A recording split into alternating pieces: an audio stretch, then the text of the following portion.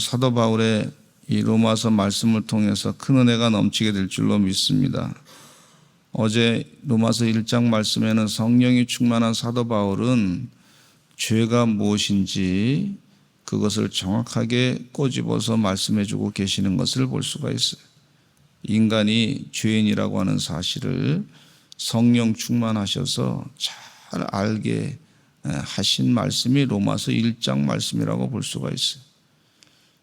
사람들은 죄라고, 당신이 죄인이라고 지적할 때 그것에 대해서 기분 나빠하는 것을 볼 수가 있어요. 그것을 받아들이지 않으려고 하는 그런 모습을 볼 수가 있는데, 그러나 성령 충만한 사람들은 내가 죄인입니다 하고 성령의 충만해서 깨우쳐 주시는 은혜 가운데 살게 하시는 것을 볼 수가 있어요. 그래서 내가 죄인임을 깨닫게 되니 사도 바울은 나는 죄인 중에 괴수다. 오라 누가 이 사망의 몸에서 나를 건져내랴. 이렇게 고백하면서 예수 그리스도의 생명의 성령의 법이 죄와 사망의 법에서 나를 구원했느니라.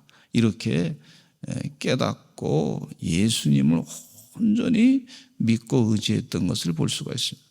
이것이 큰 은혜예요, 은혜. 예수 그리스도의 보혈의 피로 내 죄가 다 씻김받았습니다.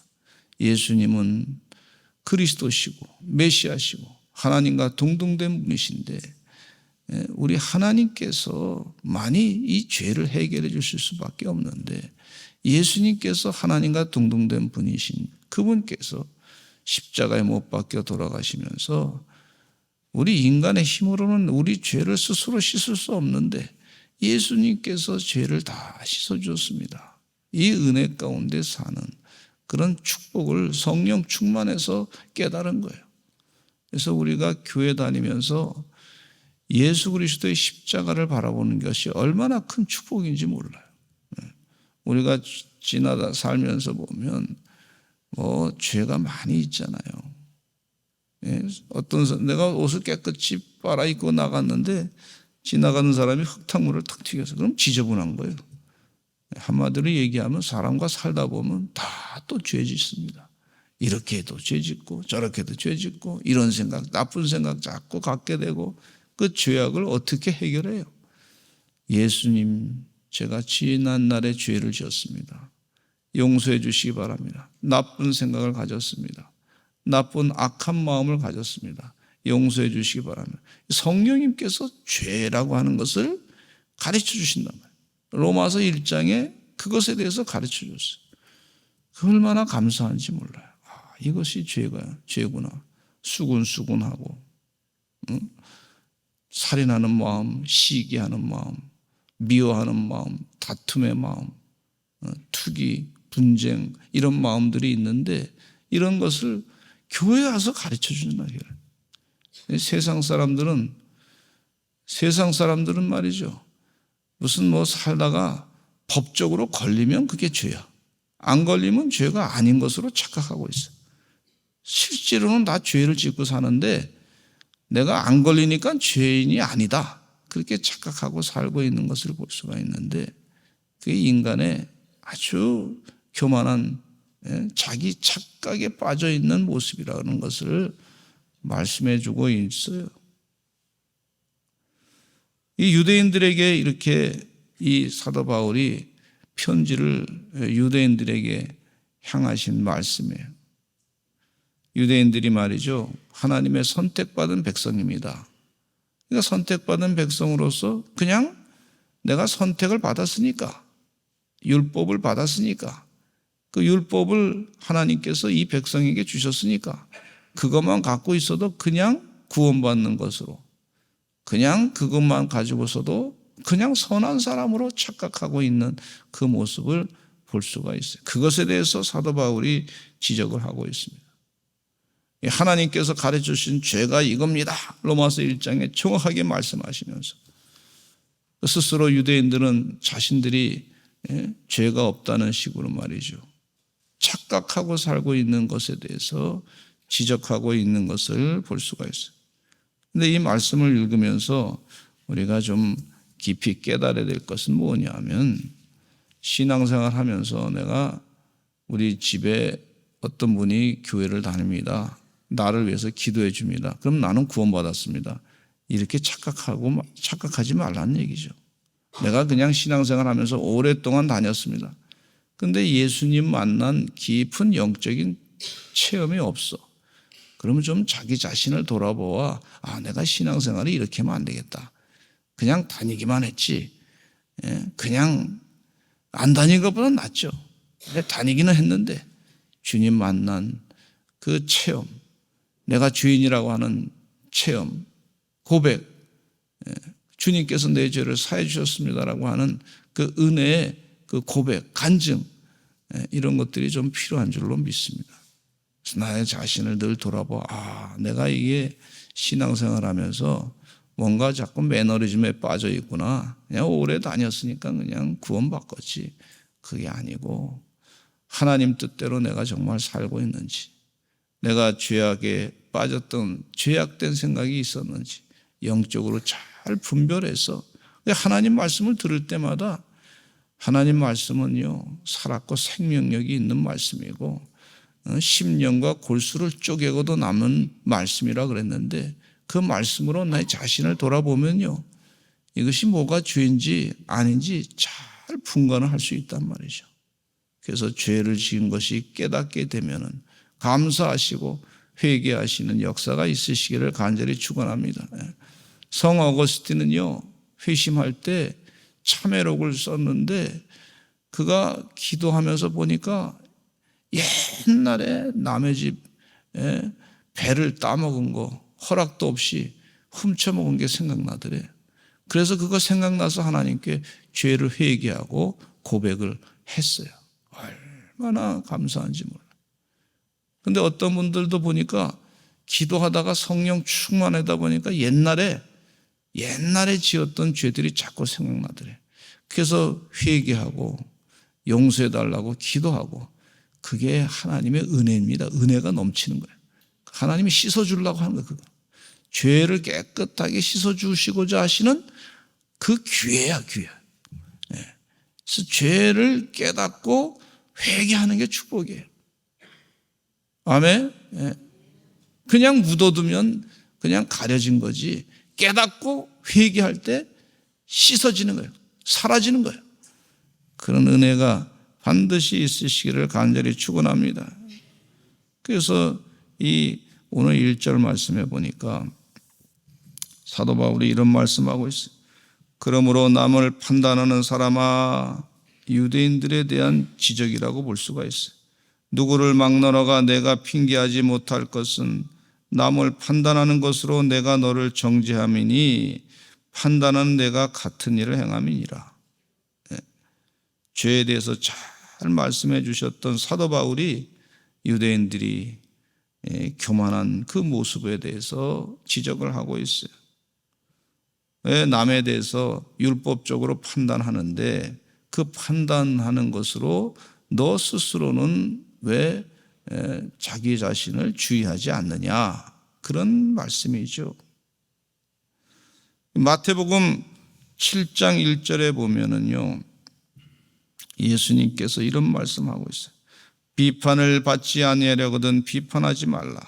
2절에는 너희가 비판하는 그 비판으로 너희가 비판을 받을 것이요 너희가 헤아리는 그 헤아림으로 너희가 헤아림을 받을 것이니라. 너희가 헤아리는 그 헤아림으로 너희가 헤아림을 받을 것이다. 이런 말씀을 예수님께서 하셨어요. 남을 판단하는 것으로 내가 너를 정죄함이라 그랬어요.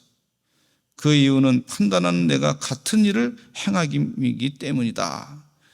그렇게 남을 판단하면서 자기를 자꾸 돌아보아서 자기를 온전한 길로 살아가는 사람들이 그렇게 많지 않다는 것을 여기서 또 지적하고 있어요. 이 유대인들에 대한 그런 교만한 사람들에 대한 바리새인과 서기관들에 대한 사두개인들에 대한 지적을 여기서 예수님께서 하고 계시는데, 이 로마서를 쓴 사도 바울도 이와 같이 지적을 하고 계신 것을 볼 수가 있어요.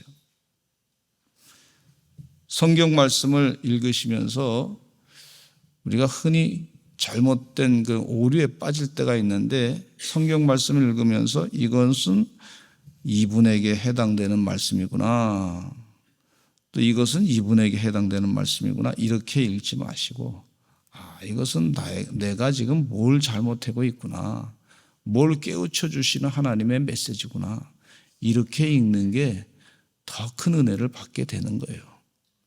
어떤 사람들은 성경 말씀을 많이 공부했는데 그거 가지고 다른 사람을 자꾸 비판하고 지적하고 그런 경우가 있어요. 물론 그것도 필요할 줄로 믿습니다.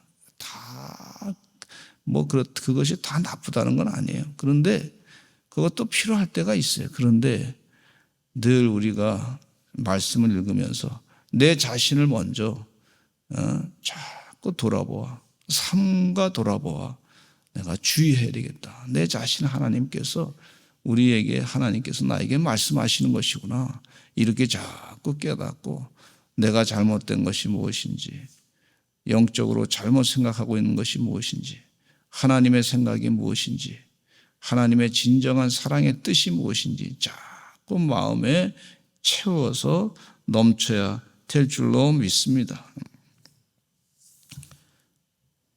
인도의 간디라고 하는 분이 많은 사람들에게 존경을 받았던 그런 시절이죠. 그런데 이 간디라고 하는 분에게 어느 부모님이 자녀와 같이 왔어요.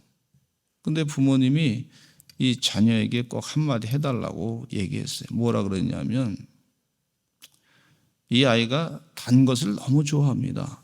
몸에 안 좋으니까 이 단 것을 먹지 않게 해달라고 그렇게 부탁을 했어요. 가르침을 달라고. 아이는 간디를 존경하고 귀하게 좋은 분으로 생각하니까 간디의 얘기는 듣는단 말이죠. 그러니까 이 부모님이 그렇게 생각하고 이 아이를 데리고 왔어요. 근데 이 간디라고 하는 분이 보름이 있다 오세요. 한 15일 있다 오세요. 그랬어요.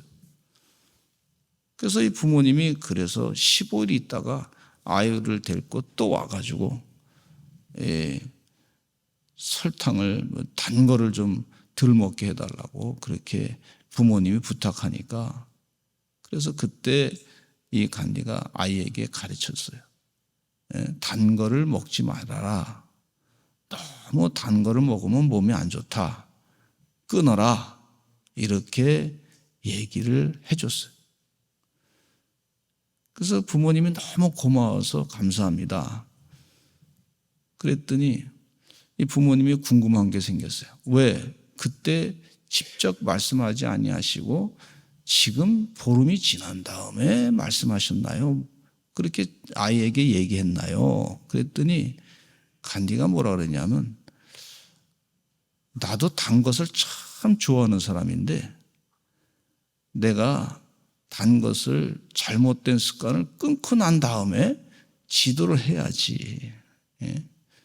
그래야지 이게 제대로 된 지도고 가르침이지. 내가 변하지 않고서 그냥 너만 하라 이러면 옳지 않는 거 아니냐, 이랬다는 거예요. 이게 참 영적인 가르침인 줄로 믿습니다. 나는 바뀌어지지 않고 네가 이거 잘못했으니까 네가 바꿔라, 이렇게 되면 이게 제대로 가르침이겠느냐. 지금 그 지적을 이 사도 바울이 하시고 있어요. 1903년에 원산의 하디 목사님께서요, 회개 운동을 일으켰어요. 이분이 선교사님으로 오셔가지고 한 10년 정도 전도 활동을 했는데 잘 되지가 않아요. 전도가 안 돼요. 한국 사람들이 전도를 안 받아. 근데 가만히 자기가 생각해 보니까요, 죄를 짓고 있더래. 한국 사람들을 보니까 키도 작고 배운 것도 없고 생기기도 못생기고 사는 건 거지같이 살고, 그 서양 사람이 얼굴 촌칠하게 잘생긴 사람, 근데 그 마음 가운데 교만한 마음이 있었더래.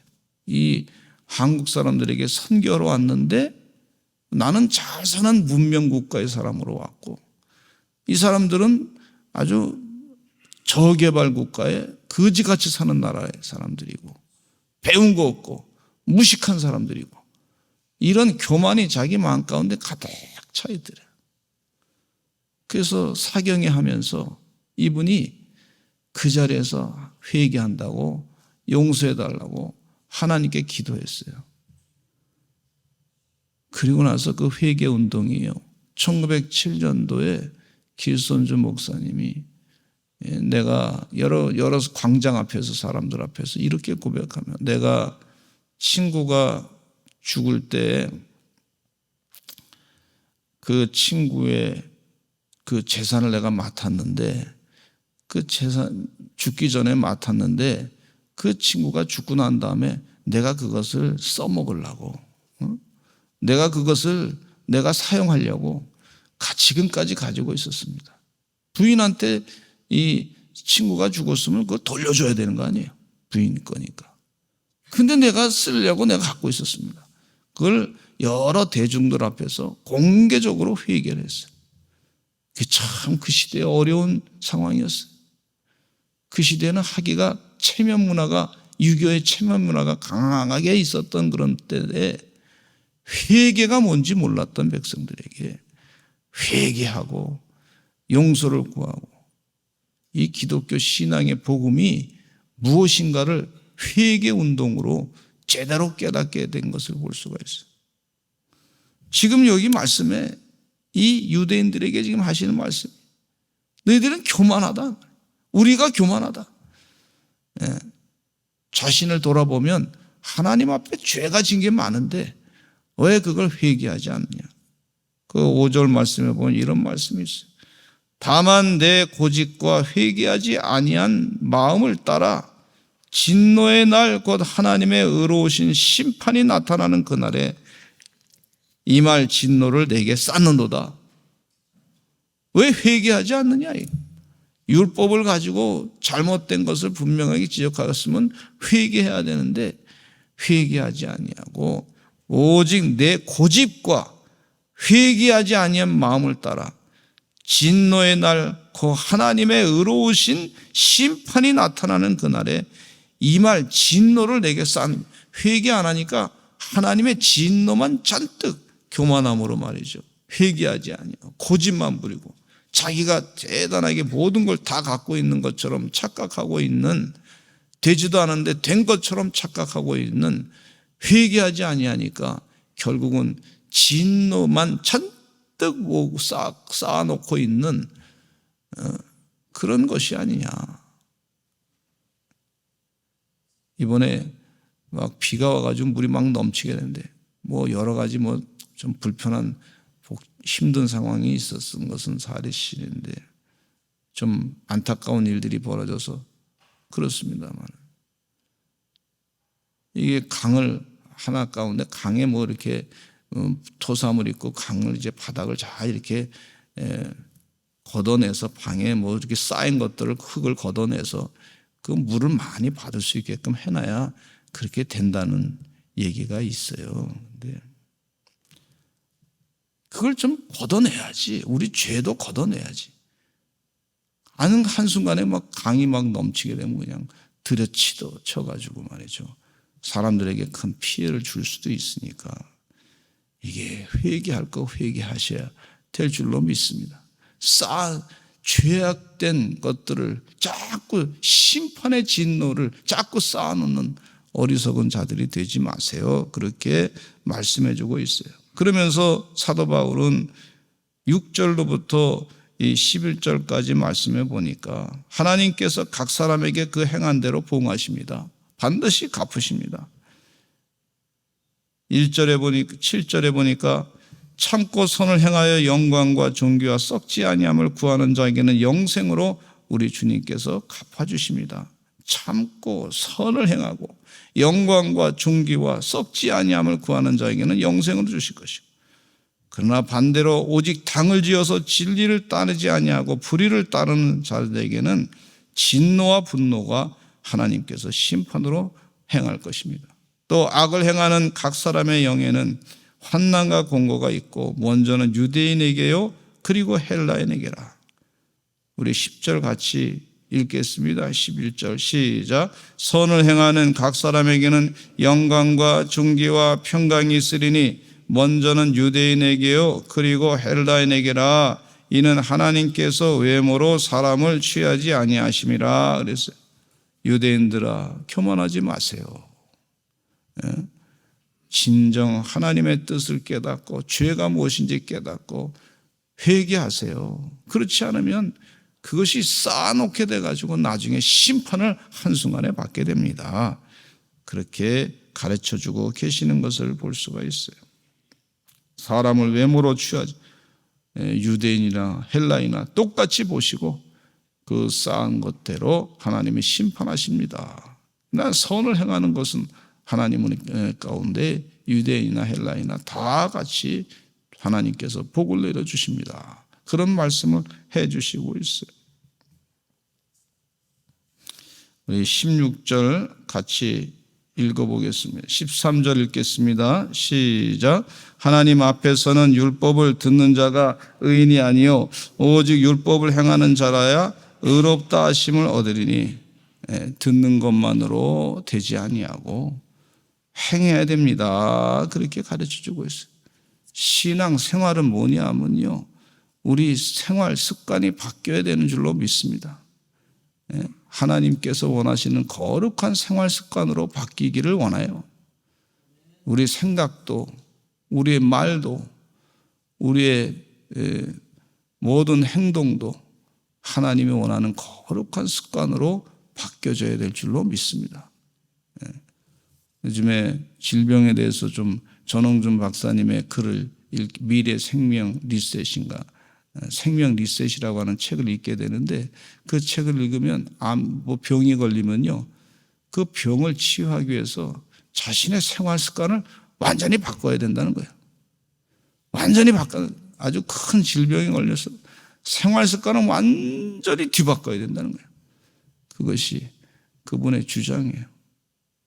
그동안 잘못되게 먹었던 거 다 바꾸고 주님 원하시는 것으로 바꾸고 생각도 마음도 또 생활 습관도 모든 것을 완전히 바꿔야 될 줄로 믿습니다. 우리 예수 믿는 사람들은요 생활 습관을 완전히 뒤바꿔야 될 줄로 믿습니다. 하나님 원하시는 거룩한 습관으로 바꿔야 될 줄로 믿습니다. 예수 그리스도와 함께 동행하는 삶, 거룩한 삶으로 완전히 뒤바꿔주신 하나님의 종들이 되어야 될 줄로 믿습니다. 신명기 4장 1절에 이스라엘아 이제 내가 너에게 가르치는 규례와 법도를 들고 듣고 준행하라. 그러면 너희가 살 것이라 그랬어요. 우리 주님께서 우리를 영원히 살게 하시는 말씀을 주시는 줄로 믿습니다. 이 말씀 가운데 은혜 가운데 사시는 주의 종들 되시기를 간절히 축원합니다. 우리 다 같이 주여 많이 하시고 통성으로 기도하시겠습니다. 주여